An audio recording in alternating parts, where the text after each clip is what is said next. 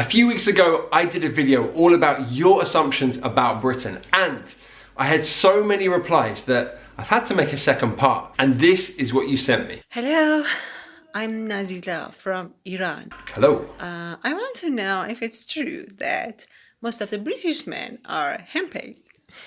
Right, henpecked. Okay, first of all, let's go through what henpecked is.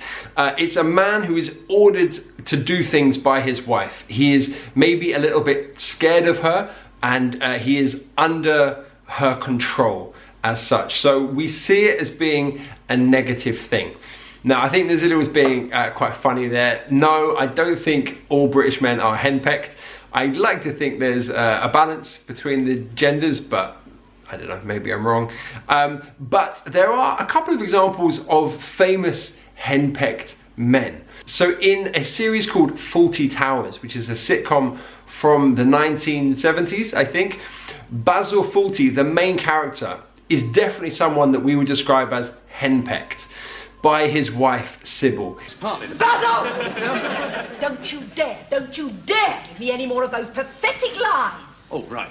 He is terrified of her, and whenever she speaks to him, you can see just how worried and afraid he is.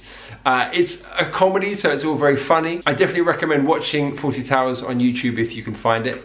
The second one is Keeping Up Appearances, and there is a main character called Hyacinth Bouquet. She's a very strong, powerful woman. This is again from maybe the 1980s, 90s, I can't remember. And her husband is also henpecked. She's very bossy, tells him what to do, and he's very meek and just agrees and says, yes, I'm sorry, I'll do it. So yeah, two examples of henpecked men. Hi, I'm Luis, I'm from Catalonia. And is it true that Britons say sorry a lot? Oh yeah, man, absolutely. We say sorry all the time. If someone bumps into us, we'll say sorry. If somebody falls over, we might say sorry. Oh, sorry, like as if we did it. It's crazy. I don't know why we do it. I guess we are afraid of confrontation, so sorry is a great word to avoid any confrontation. Any moment where there might be some conflict, we just use the word sorry. Now, of course, you can say sorry in those situations. You can also say sorry when you don't understand someone, when they've said something and you didn't quite hear them. You could say, oh, sorry, like as in, I didn't hear you, please say it again. Now, I read a book that said there are different words for the different class systems. So middle class people in Britain will say sorry. Lower middle class people will say pardon, like pardon. And the upper class and the working class will both say what. This is interesting. They'll be like, what? So you have the working class and the upper class both saying the same word. Very curious. But yeah, I think generally speaking, most people would say sorry, and yeah, it's definitely a very common word in British English. Hello Tom, my name is Mustafa, I am from Mauritania. I just want to know, is it true that all British people admire Indian food? Take care, bye. Great question, great question. Yeah, I think it's fair to say that Indian food is extremely popular in Britain. In the 1950s, there was a lot of immigration from India to Britain, and I think that started the British love for Indian food. You can go to any town or village and you'll find an Indian restaurant. It's definitely one of the more popular cuisines in Britain. And in fact, I think a few years ago, the chicken tikka masala was voted as Britain's most popular dish. And so yeah, you can see how much Britons love Indian food. Hello, my name is Marcin. I am from the canton of Zurich in Switzerland, and I have an assumption. I don't know if this is true, but I heard that less than 2%, even maybe 1.5 or even less than that percent of the British population speaks in received pronunciation. Is this true? I have no idea, because I just heard it and I have no idea if this is true or not. Yes, a great question, Martin. Thank you so much for that. And yeah, you are right. I've read different numbers between less than 3 and 2% of Britons speak with received pronunciation, which is remarkably small compared to the use and widespread nature of received pronunciation. Now there are a lot of reasons why received pronunciation, or RP as it's also known, is seen as the standard British English accent. Because RP has been the accent that almost all English language learners have used. So you think about any course material that you've ever looked at that's British English, it will be in received pronunciation. Dictionaries, the phonemic script of a dictionary is in received pronunciation. So it definitely has spread around the world much larger than the actual amount of people that speak it. Now, there are lots of different reasons for this. One key reason is the use of received pronunciation, the BBC. So it became the accent of the BBC. If you were a presenter on the BBC, then you had to speak with this accent. And that spread the accent across the world with the expansion of radio and television. So went the accent. When I grew up, every news presenter had a very good, received pronunciation. Yes, they would speak like this, and that was just the norm. And that's changed a lot in the last 20 years, I would say. The BBC now has accents from all around Britain. It's much more diverse in that respect. But yeah, there was a time when you could only ever hear one accent. So I think that's probably the reason why received pronunciation has been used in English language teaching material. I'm actually going to do a whole video about this topic and really dive deep into the history of it. But yeah, thank you so much for your question, Martin. It was really fascinating. Hi, Teacher Tom. I'm Federico. I'm from Milano. Hey. And regarding my assumption, I wanted to ask if is it true that English people always have eggs and bacon for breakfast? Thank you. No. Okay, if we did have eggs and bacon for breakfast every day, we'd be a very, very unhealthy population. I think in the past, yeah, it was probably true that eggs and bacon was more common for people to have for breakfast, but these days, no, absolutely not. Like, I think we're a lot more health conscious and we look at alternatives. So porridge is a really popular thing. Having eggs in other forms, so poached or scrambled or boiled. Cereal is a really popular breakfast. For me personally, and I think for a lot of people, eggs and bacon might be like a weekend treat.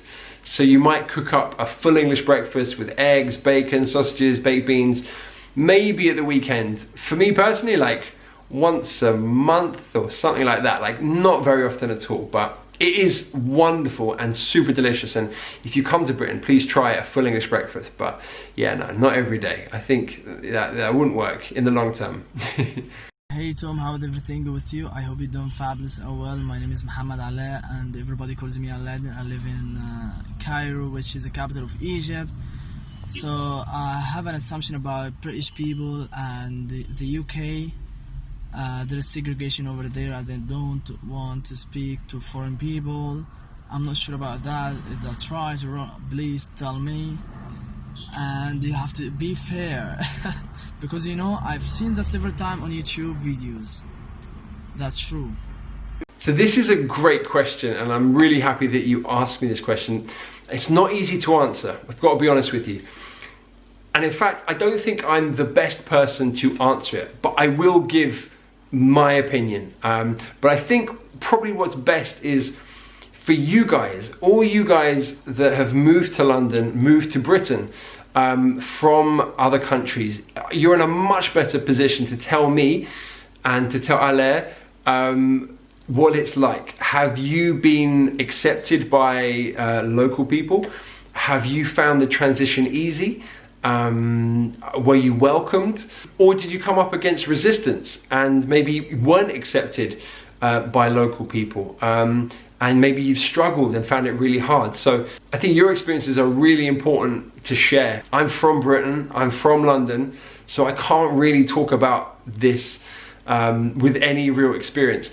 I can tell you what I've observed, and I think personally that London is a really multicultural city, very, I think, quite accepting of different cultures, different nationalities, different religions, all that kind of thing. So I like to think that it's a great place to come as a visitor. I can't speak for all of Britain. I think it definitely depends on which part of Britain you go to. Is it a city Is it a small town? Is it a village? You're going to get different responses in different areas. And so I think the best bet is for you guys to come and share your experiences in the comments below. I would really appreciate that. Hi Tom, this is Renz from the Philippines, and I would like to know, is it true that the English people just know the English language? Thanks.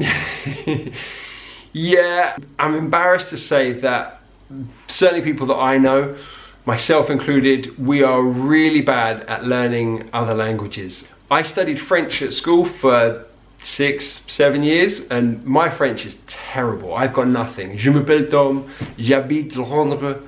Yeah, something like that. J'ai 13... No, I can't do it. I think there are a couple of reasons for this. I think we have to acknowledge that English is a global language. So as a British person, when I go on holiday, I kind of know that the local people are going to be able to speak a bit of English. And so, yeah, it creates a kind of, you know, a laziness within us. And I'm embarrassed to say that we haven't, you know, made the effort to learn the language of the local people. And personally, I do try when I go to a new country. I try and learn a few phrases that I can use to, you know, to explain what I want or to communicate with people. So I think it's all about trying, isn't it? Making an effort. When I lived in Argentina, like I learned a bit of Spanish. I got not fluent, but I was able to communicate, have really good conversations. But it always came down to the fact that their English was always just much better than my Spanish. So we would always end up in English. And so I think, you know, as a language learner, you have to be disciplined, right? You have to say, no, like, okay, I'm not very good at speaking Spanish, but I'm gonna stick to speaking Spanish because that's the way that you learn. So yeah, and I know I'm not alone. There's, you know, all my friends, almost all of them struggle with any foreign language. I also think that when we were learning languages, certainly when I was learning French, it wasn't taught very well. It was an English guy teaching us in French. It wasn't interesting. It was just like he would put the verbs on the board, we'd write them down, we'd repeat them together, we'd write them down. He'd do a test at the end of the week. There was no sense of telling us, you know, why we should be learning French, what benefits it would give us, like how beautiful the language is, that you could learn, that you could understand French music, French films. We could go to France and speak to French people. They didn't explain any of that to us. So in terms of being motivated as a kid to learn a language, we didn't really have much. And that kind of informs how I teach English, is that I want to make it as interesting as possible, because I remember learning languages and just feeling bored. So if I can make English seem just a little bit interesting to someone who maybe hasn't had a great experience of learning English, then I'm doing my job. So that's why I do videos with Harry Styles and Ed Sheeran, because they're interesting ways into the language. So yeah, so if anything, I would say that my language learning experience as a kid has informed me as a teacher rather than help me learn to speak any foreign languages. Alright guys, that is it. Thank you so much for sending in your videos. I really appreciate it. I hope I answered your questions somehow. Thank you so much for watching guys. Please share this with anyone you know that's trying to learn English or loves British culture. Please, yeah, share it with them.